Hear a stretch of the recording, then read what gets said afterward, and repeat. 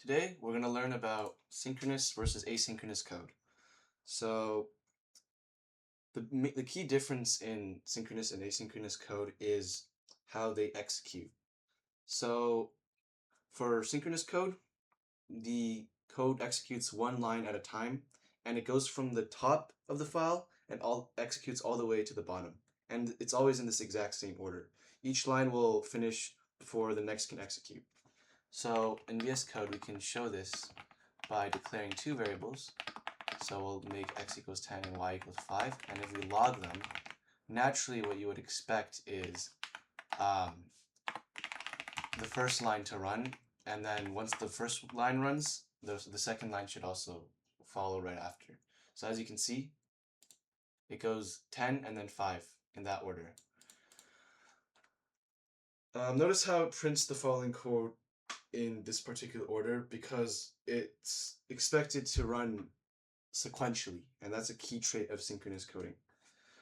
Asynchronous, on the other hand, is more different in terms of doing things simultaneously. So it does the same thing as synchronous, where it starts at the top of the file and then it hits something that is asynchronous and it'll execute that, and while executing the rest of the code.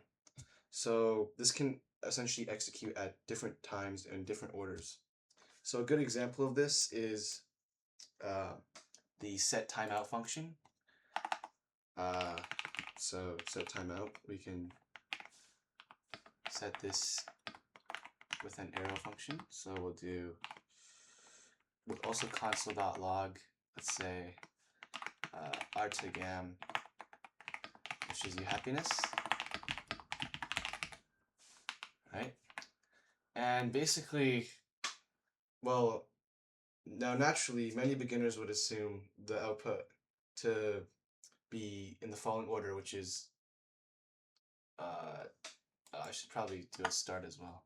I'll do a console.log, console.log start.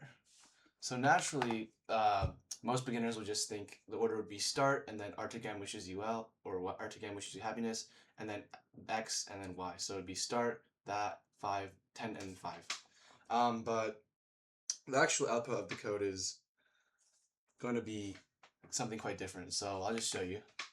So you can see how it goes from start, 10, and then 5, and then finally it prints artigam wishes you well. This is because after 2 seconds, the callback function executes and prints the following output. And this is because once start finishes, the set timeout function runs, and then immediately goes to the next line of code, which is printing x and then y. And that timer starts immediately right after start is printed. So it can print before x, it can print before after y. It really depends. And yeah, shout out to my boy Web Dev Simplified.